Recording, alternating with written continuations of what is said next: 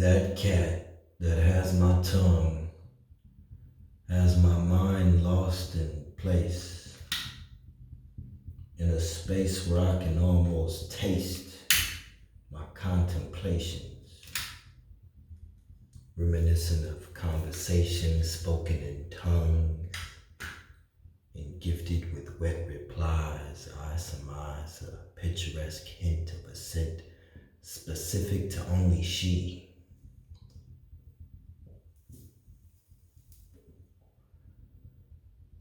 She who fits the mold of only me. I swell into a tower composed. She controls and hops inside my mind several times throughout the hour, imagining legs crazed, provided my face inside that power. How do I sleep? When I've tasted greatness, been inside the place that's mistakeless. So at night I lay awake and I let my mind run until it finds the one, that cat.